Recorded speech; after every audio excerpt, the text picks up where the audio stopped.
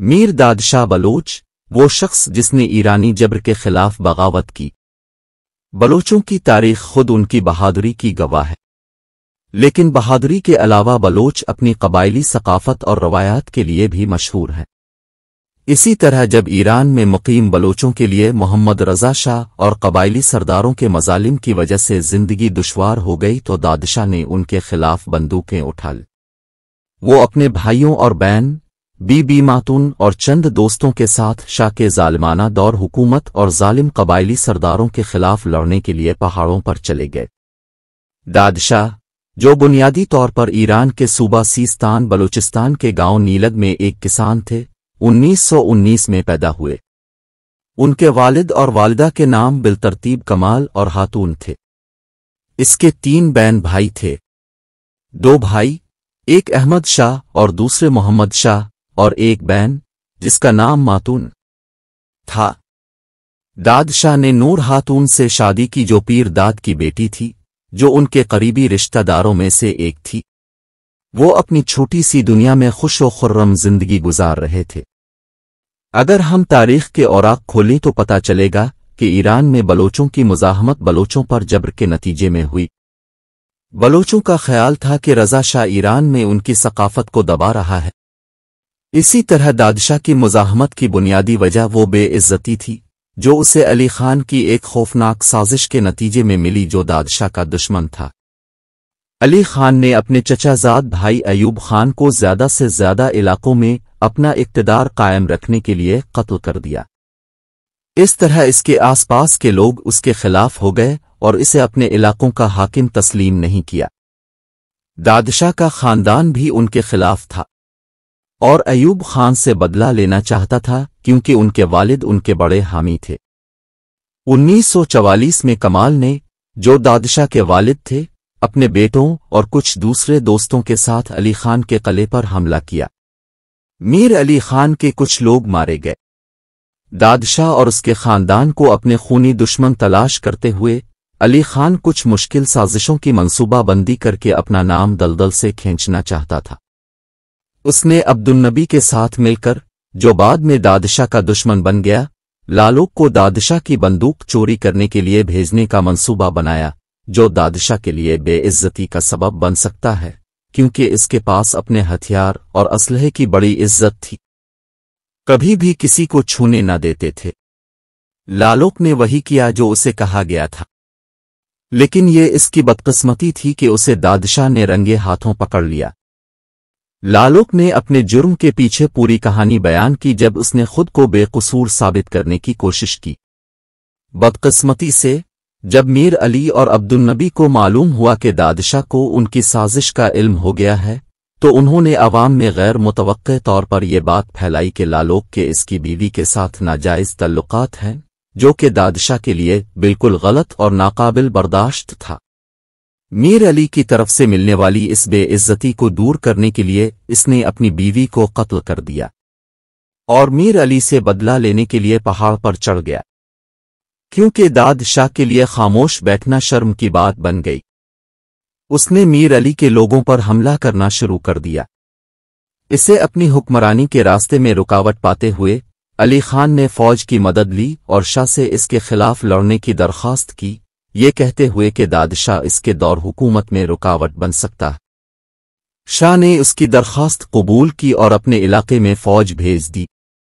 دوسری طرف دادشاہ نے میر علی خان کے خلاف لڑنے کے لیے محمد خان لاشاری اور عیسیٰ خان مبارکی کی حمایت حاصل کی کیونکہ وہ اس کے خونی دشمن تھے۔ تھوڑے عرصے کے بعد جب دادشاہ کے ایک ساتھی رحیم داد کو پینوچ کے قریب شاہ کی کٹپتلیوں نے قتل کر دیا تو دادشاہ نے پینوچ کے سرداروں اور دیگر حکام کو ایک خط بھیجا جس میں کہا گیا کہ اس نے ان کی کچھ شرائط مان لی ہیں، لیکن انہوں نے اپنے قریبی ساتھی کو قتل کر کے اپنے وعدے کی پاسداری نہیں کی تھی۔ وہ رحیم داد کا بدلہ لے گا اور کوئی پنوچی میں نہیں آ سکے گا اور نہ اس کی بندوق کی گولیوں کے سامنے زندہ رہے گا۔ اس پیغام کے فوراً بعد دادشاہ نے مولا نواب پر حملہ کر دیا جو ان کا سخت حریف تھا۔ اس لڑائی میں مولا نواب کے 2 افراد مارے گئے۔ اس دوران دیہان میں مزید 8 افراد مارے گئے۔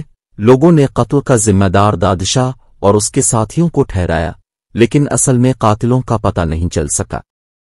ان ہلاکتوں کی وجہ سے سروان خلیل خان ریگی، جو پنوچی کے حالات کو سنبھالنے کے لیے فوج کی قیادت کر رہے تھے، کو حکومت نے بلایا اور ان کی تذلیل کی گئی کیونکہ وہ حالات کو سنبھال نہیں سکے تھے۔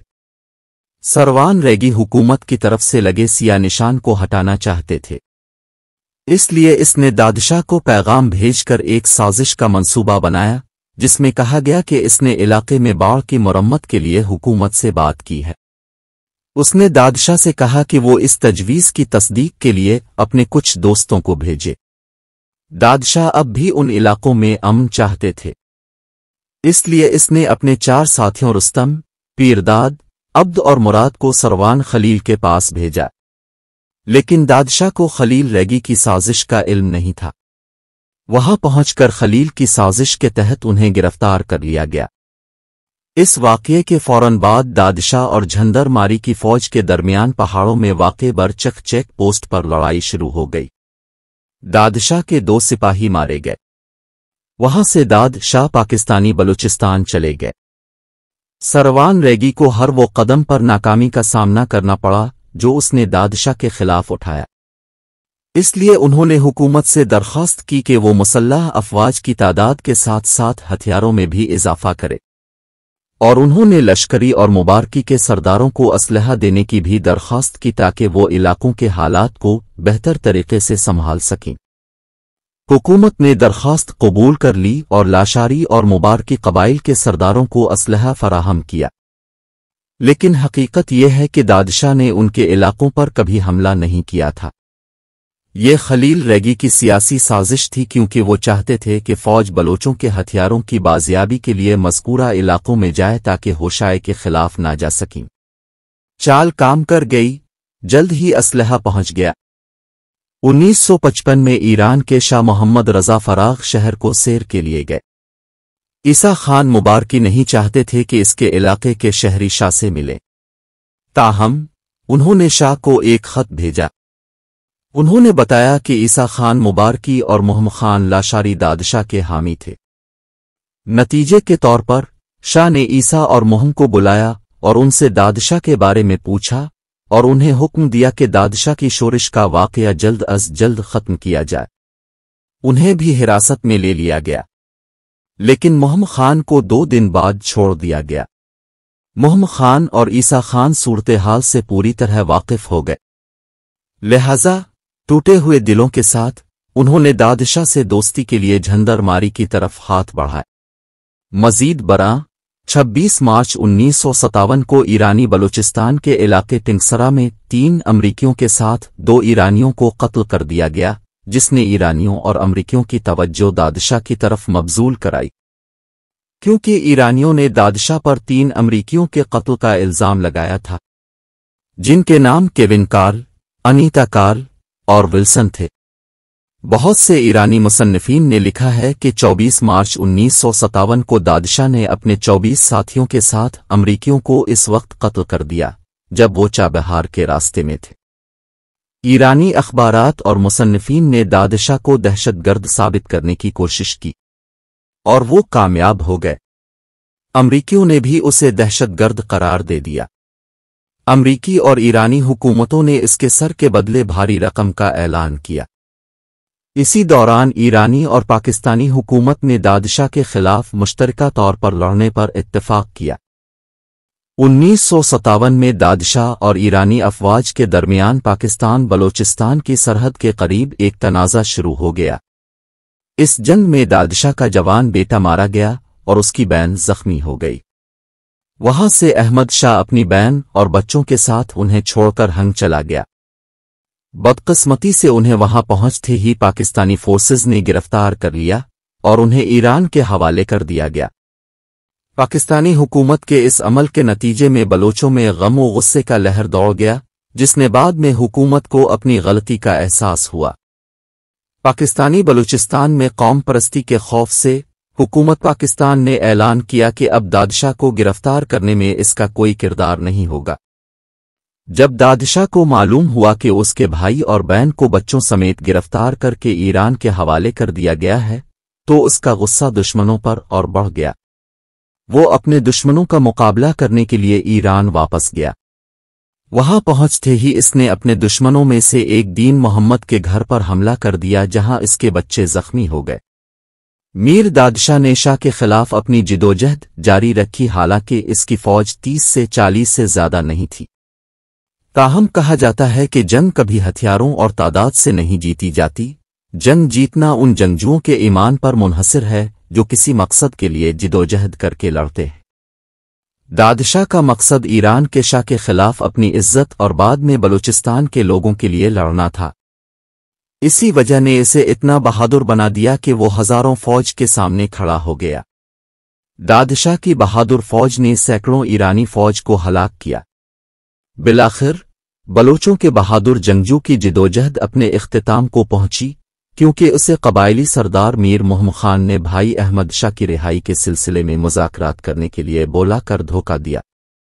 جیسا کہ پہلے ذکر کیا گیا ہے کہ میر علی کے خلاف لڑتے ہوئے دادشاہ کو محمد خان کی اچھی سرپرستی حاصل تھی، اس لیے دادشاہ نے محمد خان کو اپنا دوست سمجھا تھا اور کبھی یہ توقع نہیں کی کہ وہ اس سے دھوکہ کھا جائے گا۔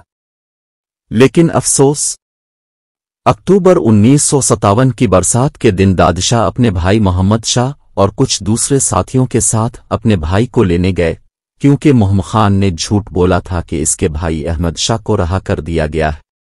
محمد خان اور حکومت کے درمیان مذاکرات بھی ہوئے۔ وہاں پہنچتے ہی دادشاہ کو معلوم ہوا کہ محمد خان نے جھوٹ بولا ہے، کیونکہ اس کا بھائی ان کے ساتھ نہیں تھا۔ غصے سے اس نے بھائی کا پوچھا۔ محمد خان نے اسے جواب دیا کہ احمد شاہ کی طبیعت ٹھیک نہیں ہے، اس لیے وہ اسے وہاں نہیں لا سکے۔ اسی دوران ان کے درمیان ہاتھا پائی شروع ہو گئی۔ بحث کے دوران محمد خان نے بندوق نکال کر دادشاہ پر گولی چلا دی۔ اس طرح وہ بہادر ہمیشہ کے لیے موت کی نیند سو گیا اور ہزاروں بلوچوں کو تنہا چھوڑ کر چلے گئے۔